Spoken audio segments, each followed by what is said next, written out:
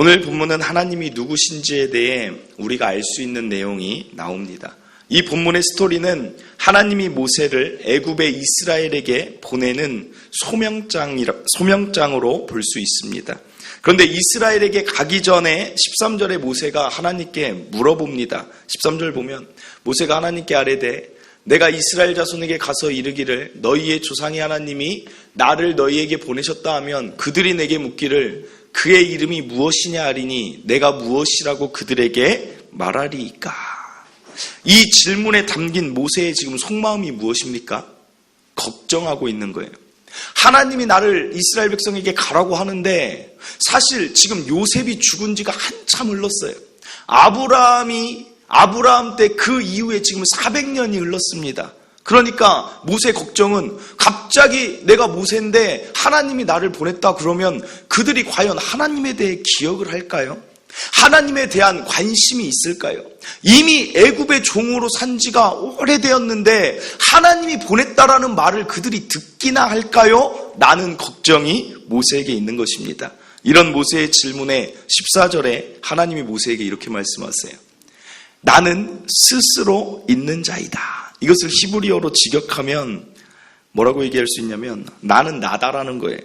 좀 더 깊이 생각하면 하나님이 나의 능력을 말하고 있습니다. 나는 너희와 태생이 다르고 시간의 구애도 받지 않고 장소의 구애도 받지 않고 환경의 구애도 받지 않는 다른 어떤 존재로부터 된 피조물이 아닌 능력자인 나는 나다. 라는 이야기를 하시면서 나는 스스로 있는 자가 모세에 너를 보냈다라고 그냥 말만 하면 된다는 것입니다.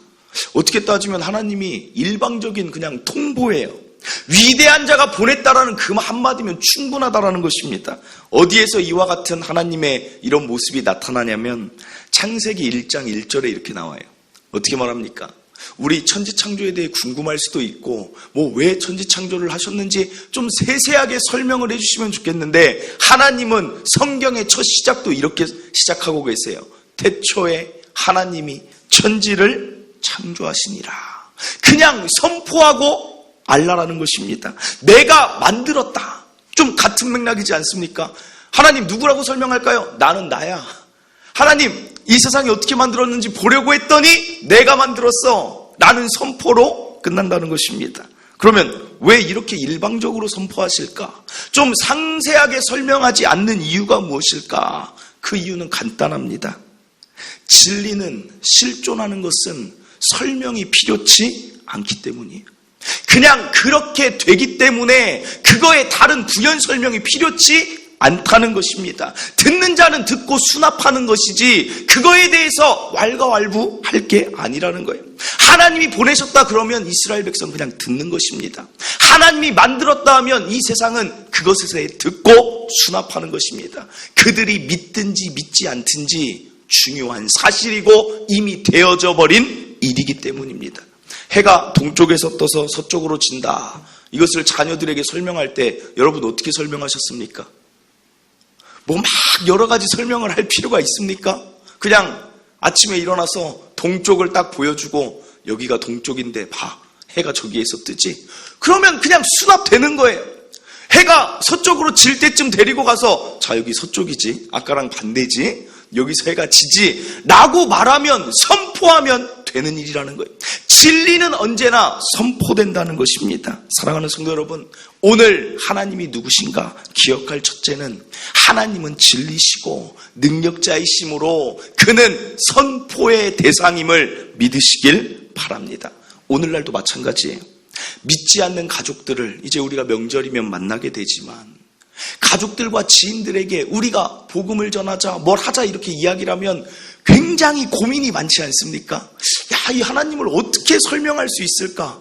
나는 하나님이 살아계시다는 게 믿어지는데, 나는 하나님이 계시다는 게 믿어지는데, 나는 하나님이 천지를 만드셨다는 게 믿어지는데, 예수님이 하나님의 아들임이 믿어지는데, 이것을 설명하려고 하면 이제 마음이 좀 복잡해지는 거예요. 그러나 복잡할 필요가 없다는 거예요. 그냥 선포하면 된다는 거예요. 하나님이 이 세상 만드셨습니다. 이야기가 나오면 선포하면 되고 하나님이 이 세상 주인이십니다. 선포하면 된다는 것입니다. 그런데 여기서 잘 보아야 될 핵심이 무엇이냐면 선포하면 선포한 자리에 하나님이 일을 이루신다는 거예요. 오늘 말씀을 잘 보면 모세에게 선포하라고 하신 뒤에 출애굽이 진행된다는 거예요. 하나님은 언제나 자신의 이름이 선포된 그곳에 하나님의 역사가 시작됩니다. 자신의 이름을 드러낸 곳에 자신의 이름의 영광을 위하여 스스로 하나님이 일하기 시작한다는 거예요. 이것을 깨닫는다는 거예요. 갈렙의 선포대로 아직 전쟁에 이기지 않았지만 갈렙이 그냥 선포하잖아요. 하나님이 함께 하시면 우리가 이길 수 있다라고 선포하니까 어떻게 됩니까? 40년이 지나도 그 선포된 하나님의 이름을 스스로 일하셔서 갈렙의 그 선포대로 되게 하신다는 거예요. 사랑하는 성도 여러분, 위대한 하나님을 선포하시기를 바랍니다. 이제 돌아오는 주, 이제 그 주일날부터 뭐 언제 떠나실지 모르지만 추석인데, 제가 명절을 중요하게 여기는 이유는 사실은 가족들에게, 우리나라 비율을 따지면 안 믿는 가족들이 더 많을 거예요. 그러면 도대체 가족만큼 우리가 사랑할 수 있는 자가 누가 있겠어요? 나의 가족, 나의 부모를 위해 다른 사람이 더 간절히 기도해 주겠습니까? 나를 낳아준 부모, 내가 간절히 기도하는 거 아닙니까? 그렇기 때문에, 근데 1년에 떨어져 사니까 2번밖에 못 만난다는 게 어떻게 보면 아쉽다는 거예요. 저는 이 명절이 어떤 명절이 되길 원하냐면 선포의 명절이 되기를 바랍니다. 그들을 만나서 선포하는 거예요. 어떻게 선포하느냐? 가족들이 오랜만에 보면 안부를 묻습니다. 어떻게 물어요, 안부를? 가장 먼저 묻는 안부가 뭐예요? 그렇죠. 그렇죠가 아니라 잘 지냈니? 물어보잖아요. 그럼 어떻게 대답하세요?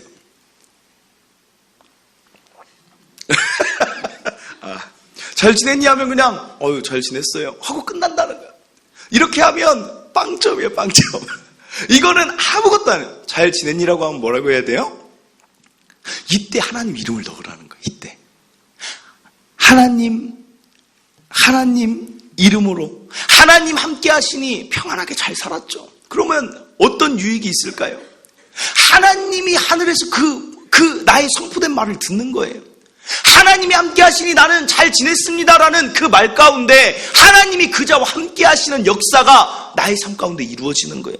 그리고 또 하나는 듣는 그들에게 유익이 있지 않겠습니까? 하나님, 어떻게 보면 그 질문한 사람도 자신이 그런 대답 들으려고 하지도 않았을 거예요. 잘 지냈냐? 그러면 잘 지냈어요. 이럴 줄 알았는데 갑자기 그자의 입에서 하나님이 함께 하시니 제가 잘 지냈습니다. 그러면 그자도 갑자기 지식이 생기는 거예요. 어떤 지식? 하나님이 함께 하시면 평안한 삶이 되나 보다라는 지식이 그들 가운데 들어간다는 거예요. 그리고 여기서 평안하지 못한 삶을 누렸던 자가 있다라면 거기서 하나님 역사하신다면 나도 평안을 위해서, 사실 살아가는 사람들 가운데 평안을 누리는 자가 얼마나 많이 있겠습니까? 하나님 믿으면 평안하니까 그 10년 가운데 하나님이 역사하실 수 있다는 거예요. 그 이름의 선포와 평안이 그에게 임할 수 있다는 거예요. 나도 하나님 믿어볼까? 이게 성령께서 역사하실 수 있는 기회라는 것입니다. 사랑하는 성도 여러분, 하나님이 함께 하시니 평안하게 살았습니다 라는 그 입술의 고백이 저와 여러분에게 있기를 간절히 바랍니다. 우리 한번 연습을 해볼게요. 꼭 연습을 해야지 아니면 그게 쉽게 넘어가요. 자, 하나님이 함께 하시니 평안하게 잘 살았습니다. 이번 명절에 꼭 이 말, 여기서부터 어떻게 시작할지 모른다니까요. 그러니까 제가 친구들을 만나면 참 친구들이 저를 좀 이상하게 보기도 할 거예요. 그러니까 목사니까 그래도 이해가 되지만, 야, 잘 지냈어? 그러면, 야, 하나님이 나랑 함께 하는 거 아냐? 모르냐? 그러면서 하나님이 함께 하니까 내가 당연히 잘 지내지. 그러면 하나님이 함께 하는데 내가 못 지내겠냐? 라고 하면 그 아이들이 당황을 하는 거예요. 이런 말을 들으려고 한 게 아닌데, 어떻게 보면 굉장히 그렇지만 그 아이들 가운데 하나님에 대한 존재도 몰랐던 자가 하나님이 계시구나를 느낄 수도 있는 거고, 하나님이 함께 하시구나를 느낄 수도 있다는 것입니다. 그러더니 하나님, 제 친구 그때 등록하더니 안 나와요. 어디 갔는지 모르겠어요. 등록하고 2주를 나오더니 그 다음부터 사라졌어요. 16년을 기도하고 있는데 그래도 등록까지는 했는데, 참 어디 갔는지 모르지만 그 친구한테 제가 끊임없이 한 게 그거였어요. 끊임없이 한 게. 같이 신앙생활을 하지 않았지만 끊임없이 학교 가서도 어디 가냐? 하나님 교회 가지. 하나님 믿으면 진짜 좋다. 16년 동안 그 집안은 믿는 집안이 아니에요. 옆에서 계속 얘기하니까 이제는 그냥 하나님이 있다는 거는 그냥 아는 것 같아요. 저의 삶을 보면서도. 그리고 그 다음에 취업이 그때 안 됐어요. 취업이 안 되고 있는데 제가 그때도 말을 했어요. 너 취업 넌 안 돼. 그 친구가 뭔 소리야 이게 막 열받아. 가뜩이나 취업이 안 돼서 이제 이직을 하는데 한 1년 정도 직장이 경력자인데도 안 되는 거예요. 그런데 제가 이제 거기서 또 선포하는 거죠. 너 진짜 잘 들어라. 내가 하나님한테 기도하고 너도 하나님께 기도하면 취업된다. 그러니까 그 친구가 이제 어떻게 하냐면 이제 다급하니까 사람이 꼭 좀 다급해야 하나님 믿나 봐요. 다급하니까 갑자기 다른 때는 야 말도 안 되는 소리 하지 마 이러는데 그때는 그럼 기도 좀 부탁할게 그러면서 기도 좀 부탁한대요. 그래서 야 이번 주부터 기도할 테니까 너 취업되면 하나님 꼭 믿어야 된다. 너 아무리 1년 동안 해도 안 됐잖아. 그럼 지금 되는 건 하나님이 하시는 거잖아. 라고 얘기했는데 취업됐을까 안 됐을까요? 네, 2주 있다가 됐어요. 2주 있다. 전 진짜 하나님이 하신 줄. 그리고 그 친구가 그래서 등록한 거예요. 뭔가 느낌이 있고. 그리고 또 살만하니까 가더라고요. 일평생 아무튼 이 친구는 제가 어떻게든 구원받게 정말 하고 싶은 친구인데 그래도 하나님을 계속 선포하니까 그 자 가운데 하나님에 대한 간증들이 생길 수 있다는 거예요. 사랑하는 성도 여러분, 가족들에게 그걸 누가 하겠습니까? 우리가 계속 심는 거예요. 이번 명절에 그들이 하루아침에 바뀌지 않는다고 할지라도 또 심는 거예요. 하나님의 이름이 이 자들에게 일하실 수 있도록 심고 또 심고 선포하고 또 선포하는 것입니다. 나의 일상의 삶에서도 이 선포가 끊이지 않기를 바라요. 성경의 인물들 다윗 보세요. 일평생 그의 삶이 선포였어요. 하나님 함께 하시니 어려운데 그렇게 말해요. 하나님 함께 하시니 저는 괜찮습니다. 내 영혼아 어찌하여 하나님이 계신데 내가 낙심하느냐. 늘 하나님의 이름을 어려운 가운데도 선포하는 거예요. 하나님이 하실 거야. 하나님이 도우실 거야. 그러니까 그 선포가 있는 곳에 하나님이 다윗과 늘 함께 하셨다는 거예요. 사랑하는 성도 여러분, 힘들 수 있고 어려울 수 있지만 우리의 입술의 선포대로 되는 줄 믿고 늘 하나님이 하실 것입니다. 하나님이 도우십니다. 선포하는 저와 여러분 되시기를 간절히 바랍니다. 이어서 살펴볼 것, 하나님께서 15절에 이렇게 말씀하십니다. 하나님이 모세에게 이렇게 말씀하세요. 너희 조상의 하나님 여호와 곧 아브라함의 하나님, 이삭의 하나님, 야곱의 하나님께서 나를 너희에게 보내셨다 하라. 이는 나의 영원한 이름이요 대대로 기억할 나의 칭언이라 라고 얘기하는데 왜 갑자기 아브라함, 이삭, 야곱의 하나님이라고 이렇게 가서 얘기하라 하는 이유는 아브라함과 이삭, 야곱의 공통점이 하나 있어요. 그것은 무엇이냐면 바로 약속이라는 것입니다.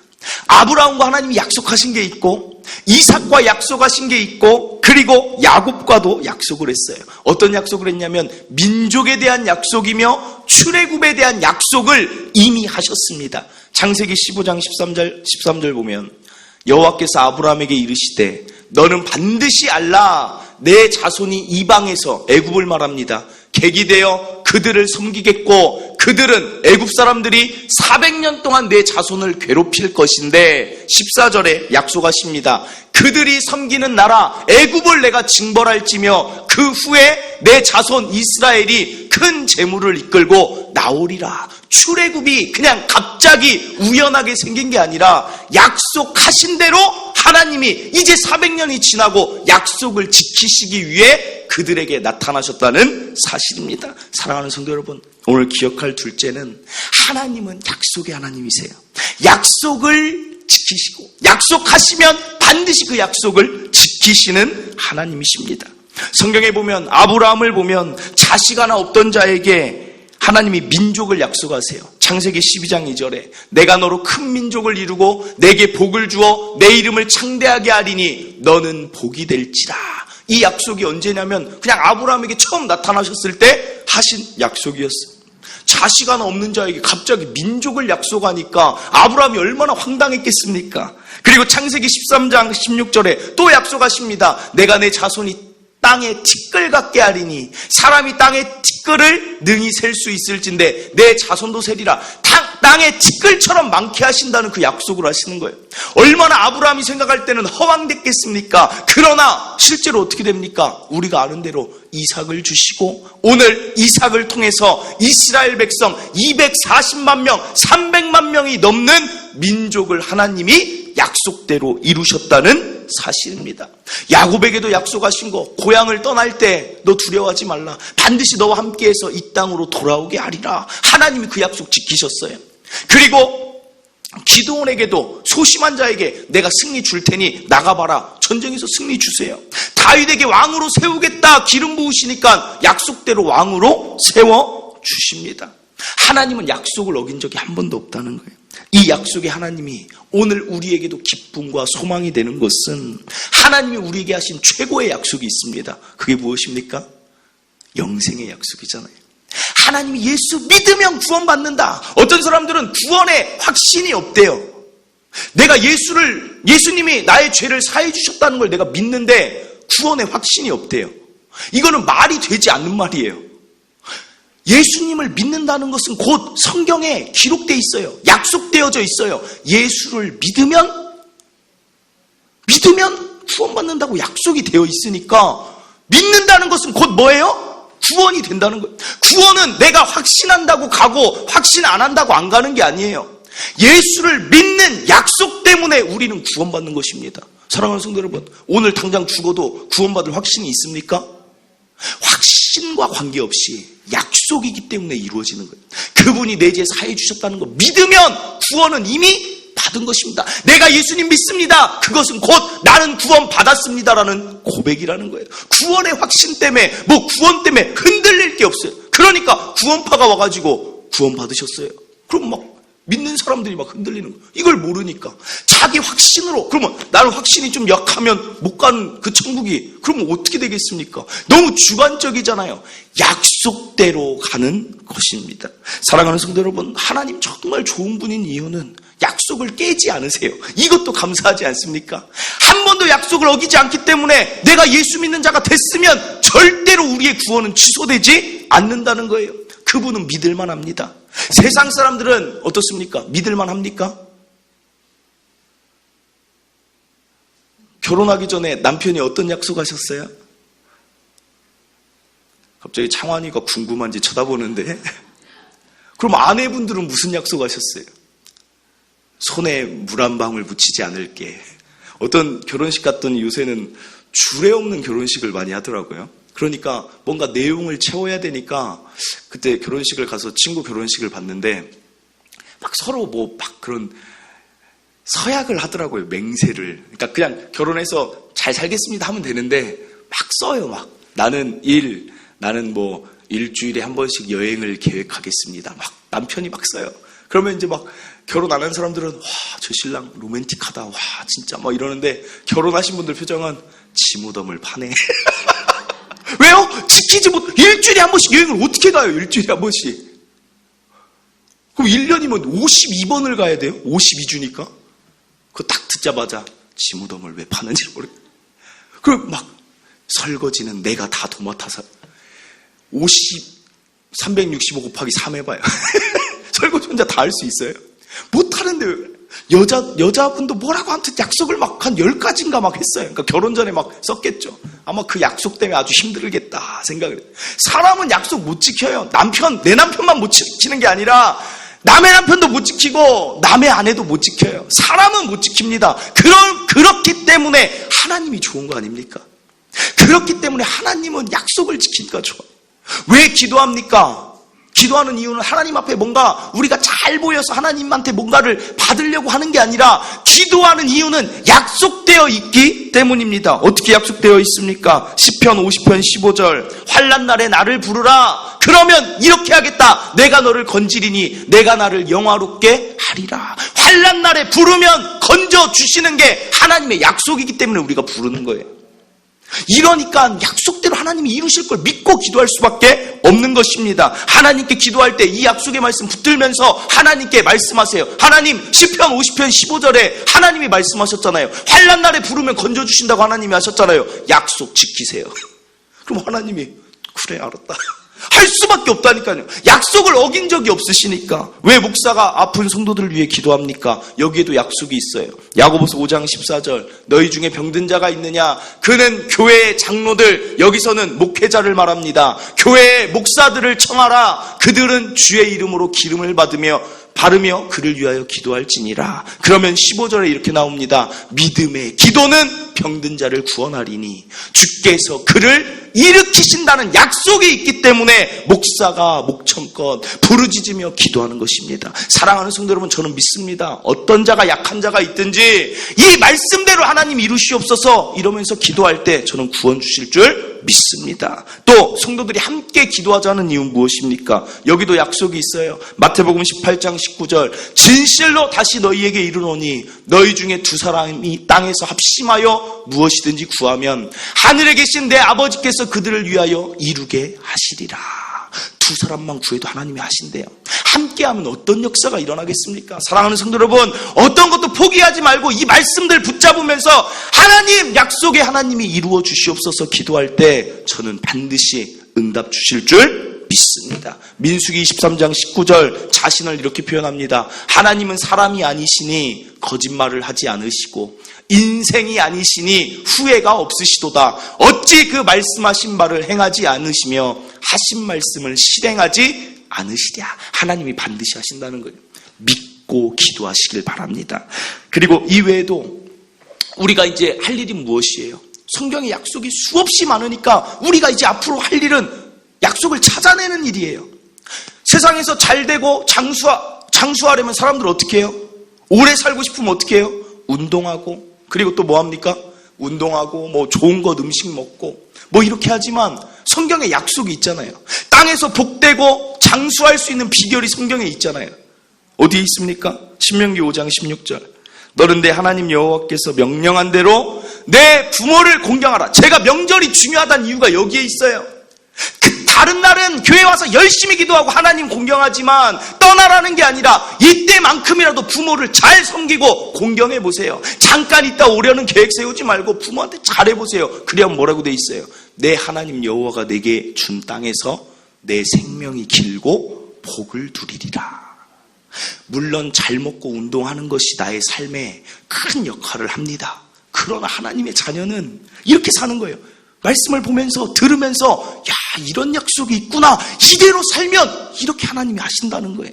사랑하는 성도 여러분, 정말 말씀 약속하신 것 지키면서 약속된 축복을 받으면서 저와 여러분은 살아가시기를 간절히 바랍니다. 마지막으로 살펴볼 것 19절 보니까 하나님이 애굽이 하실 일을 모세에게 미리 알려주세요.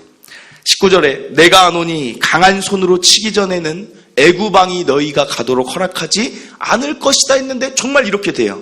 20절에 이적으로 그 나라를 친 후에야 그가 너희를 보내리라 하는데 말 그대로 열재앙 보내니까 그때야 보내기 시작해요. 21절에 보면 애굽 나갈 때 너희가 빈손으로 가지 않는다는 말인데 정말 애굽 사람들이 나가는 이스라엘 백성도 안타까운데 막 자기 거를 막 줘요. 그래서 자녀들을 막 꾸미고 나가게 돼요. 이걸 보면 알 수 있는 게 무엇입니까? 셋째 기억할 거, 하나님이 이 세상 최고 주관자라는 사실입니다. 그냥 하나님 계획대로 다 진행되는 거예요. 하나님이 원하시는 뜻대로 다 진행되는 거예요. 내가 내 삶을 이끌어가는 게 아니라 하나님이 내 삶 가운데 계획하시면 그대로 된다는 거예요. 그런데 여기서 한 가지 알 수 있는 건 뭐냐면 내가 하나님과 친밀하면 그 계획을 미리 알 수 있어요. 그리고 내가 하나님과 친밀하면 하나님이 나를 위해 도와주시는 계획을 세울 수 있다는 것입니다. 하나님과 친밀하면 뭐가 좋은가? 하나님이 내 편 되어 주셔서 일한다는 사실입니다. 피할 길을 주시고 안전하게 하신다는 사실이에요. 소돔과 고모라 땅 보면 하나님이 더 이상은 못 보겠대요. 그래서 멸망시키려고 하는데 아브라함의 조카 롯이 그 안에 있었어요. 그런데 성경에 보면 롯을 이제 아브라함과 반대길로 갔기 때문에 그가 세속적인 사람이라 생각할 수도 있지만 아브라함보다는 믿음이 약했지만 그래도 그는 아브라함 따라서 나온 사람이에요. 그래서 히브리서에 보면 뭐라고 하냐면 롯도 의인이다. 소돔과 고모라를 보면서 심령이 상했다라고 해요.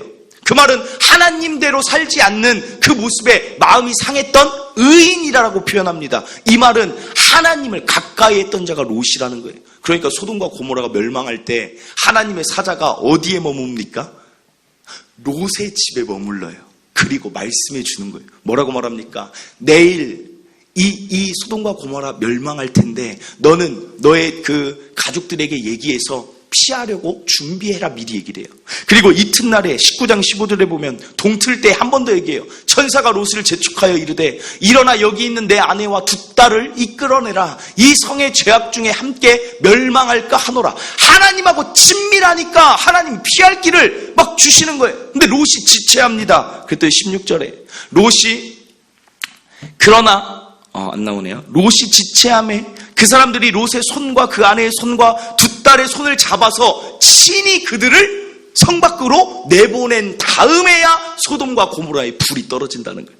사랑하는 성도 여러분, 하나님과 친밀하면 뭐가 좋을까? 교회 많이 나와서 기도하면 뭐가 좋을까? 하나님 말씀대로 살면 뭐가 좋을까? 하나님이 지키신다니까. 하나님이 보호하시는 은혜가 있다는 거예요.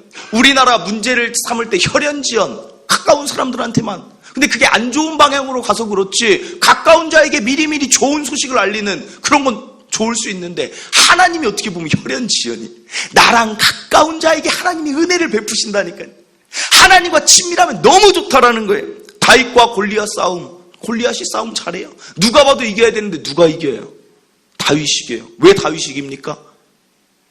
하나님하고 친하니까. 너무나 간단하지 않아요? 다니엘 보세요. 이 세상 주관자랑 그렇게 친밀하니까 나라가 4번이 바뀌어도 다니엘을 누가 어떻게 하지를 못해요.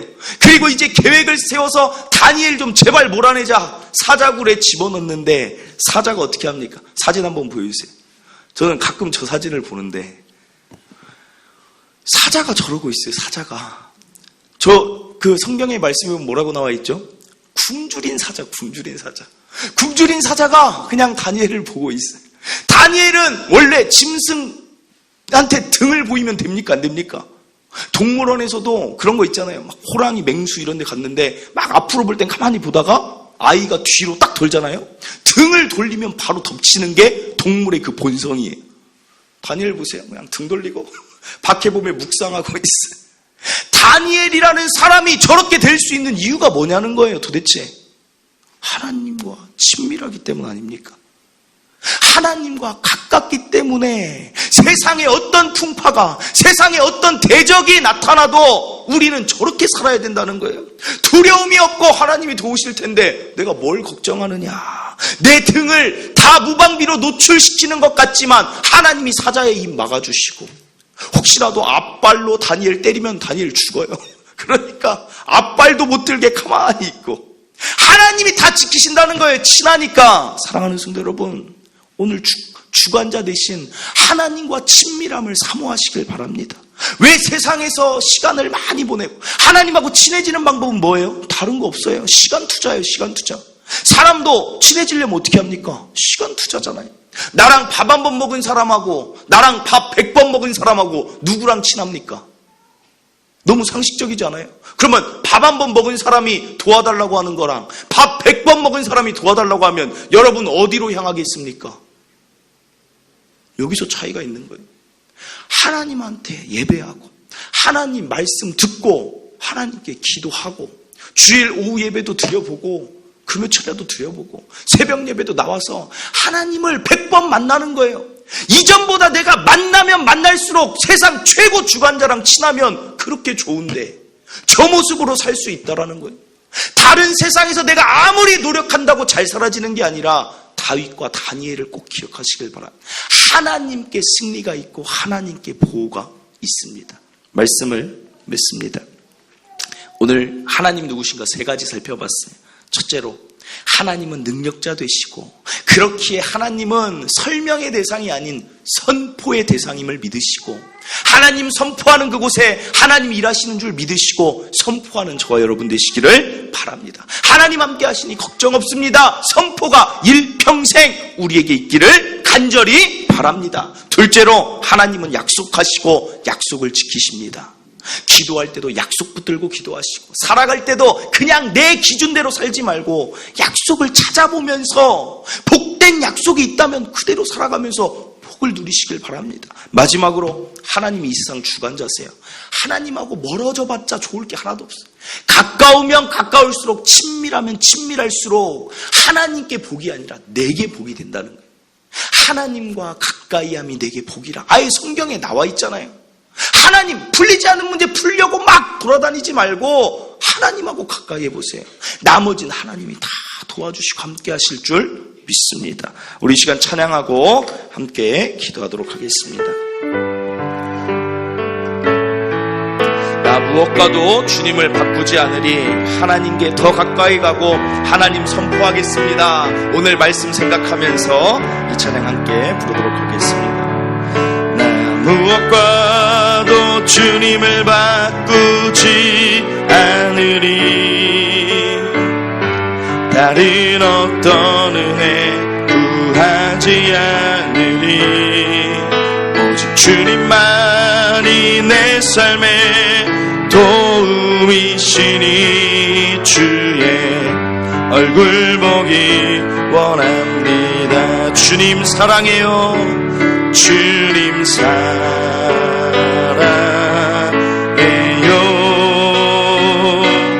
온 마음과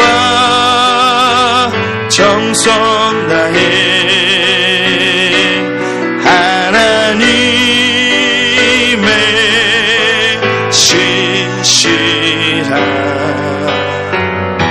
친구 되기 원합니다. 우리 다시 한번 나 무엇과도 주님을 바꾸지 않으리. 다른 어떤 은혜 구하지 않으리. 오직 주님만이 내 삶의 도움이시니 주의 얼굴 보기 원합니다. 주님 사랑해요. 주님 사랑해요.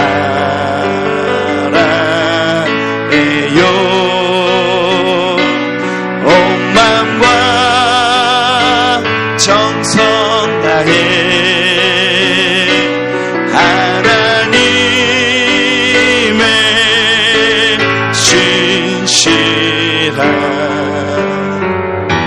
친구 되기 원합니다. 아멘.